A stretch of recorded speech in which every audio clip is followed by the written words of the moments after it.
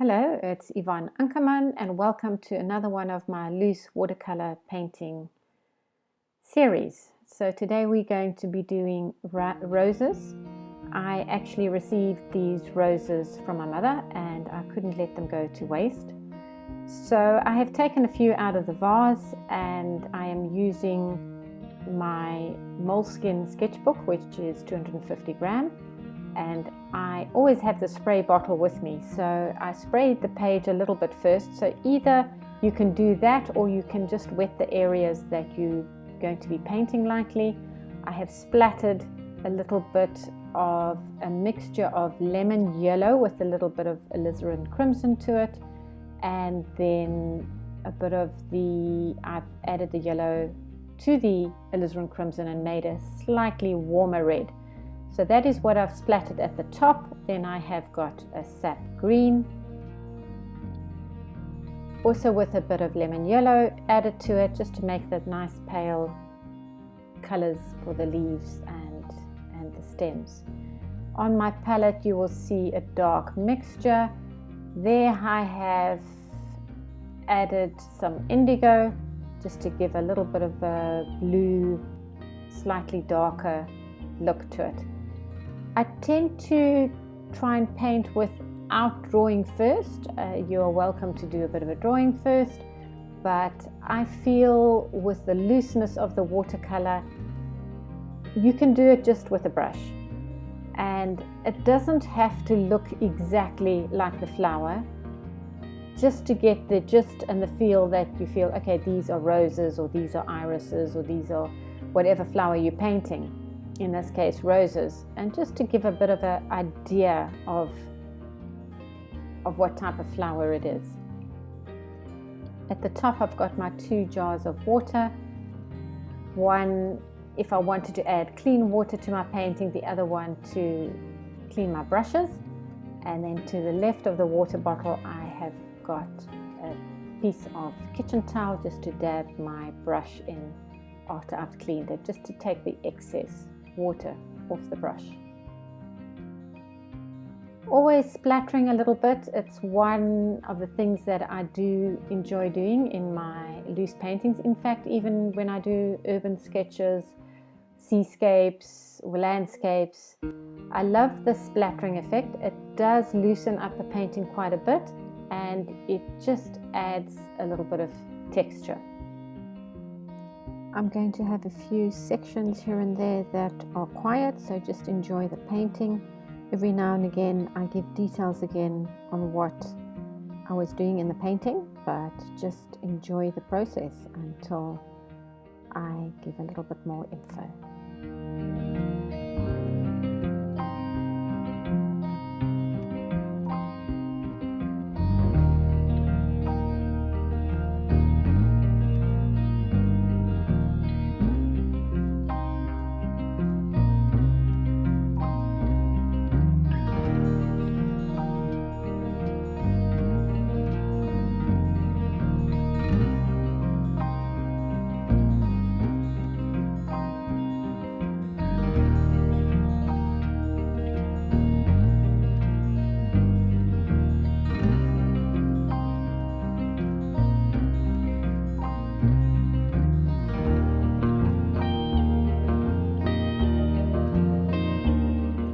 I need to get it a bit drier, so I have brought in my hairdryer, and I should start thinking pretty soon where I'm going and how I'm going to be adding the soft feel of the gypsum, the little white flowers that are sitting there with the roses. I would like to add a little bit of softness to the painting because it feels a little bit stark at the moment. So just drying off, and most of this I have done with my mop brush up to now. It's a medium mop brush which holds a lot of paint.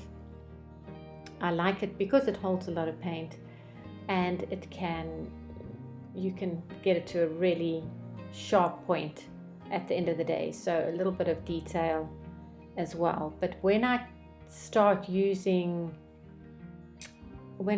doing the softer gypsum that gives it that full feeling to the painting, to add the details, I definitely come in with a smaller brush, and any sort of synthetic brush will be fine.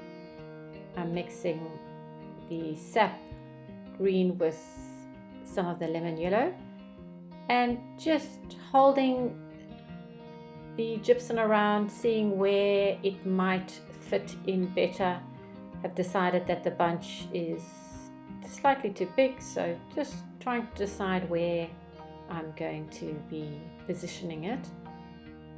And then of course the white flowers on the white background won't show up, so I will be coming in with a different color when I get to that stage.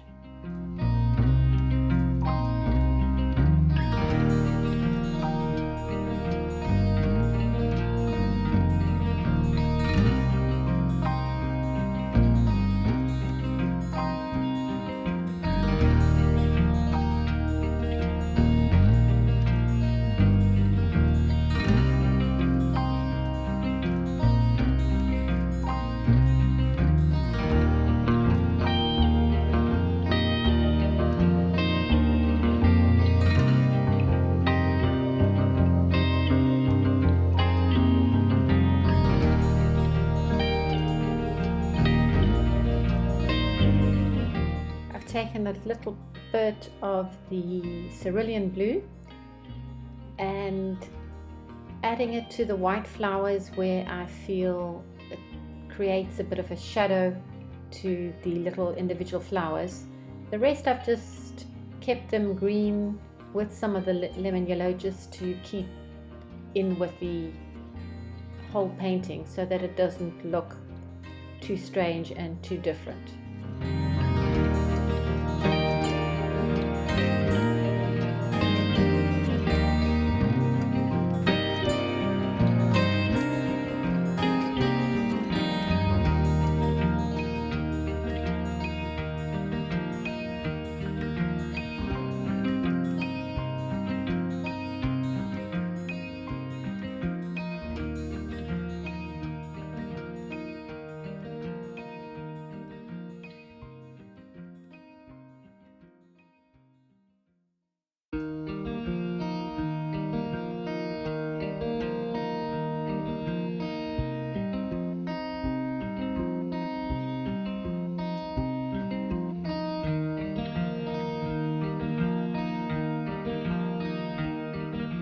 Now that most of the background has dried, I have made the color slightly deeper and working on top, trying to get a shape of a rose.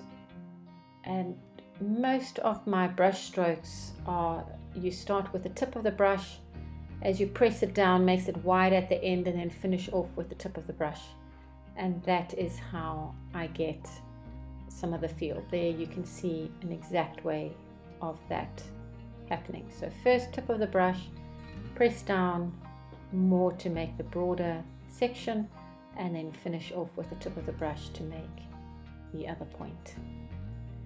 Working slowly from flower to flower to add a bit of shape to all the flowers.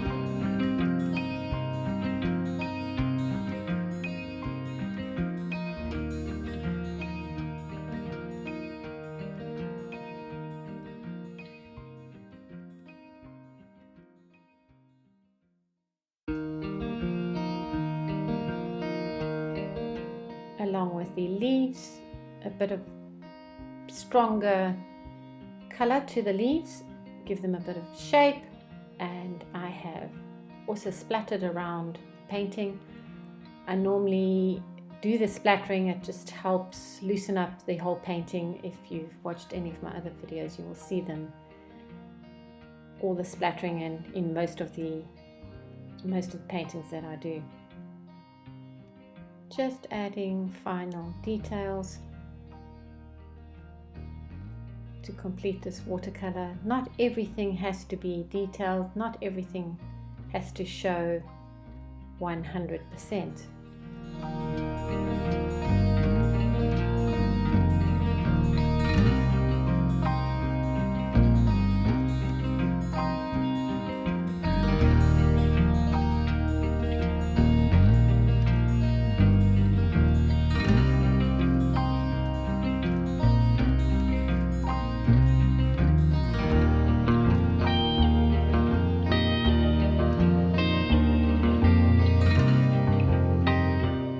Next layer of darker color, trying to make the leaves come out a bit. It's a bit harsh at the moment, but we will be softening it up later. If you have sections that are too dark and that you feel that you need to take out, you can either immediately dab it with a piece of kitchen towel, or you can wait for it to be dry and then take a brush and scrub it out a bit. I think later on I will be doing some of that. Just again, a little bit darker here and there. Not forgetting that watercolor always dries lighter, so you tend to put more layers on, or you've got to go strong immediately, but that can be tricky. So watercolorists quite often start lighter and then work darker as you go along. On the palette you can see that my paint has pretty much mixed into each other, but that is not a bad thing. As long as I carry on using those 4 colors, the harmony in the painting will stay the same.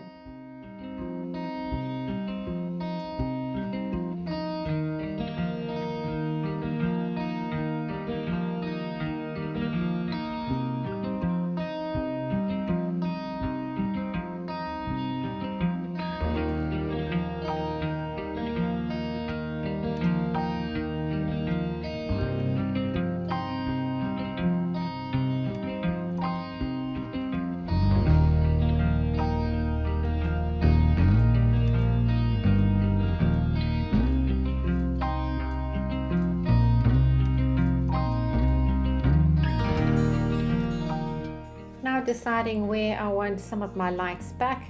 If you use proper or thick enough watercolor paper, so anything from 250 to 300 gram, you should be able to lift off some of the paint if you feel it has got too dark.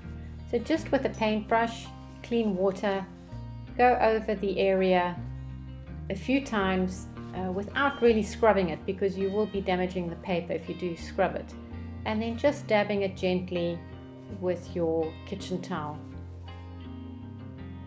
This has often saved a painting and brought a lot of lights back into the painting.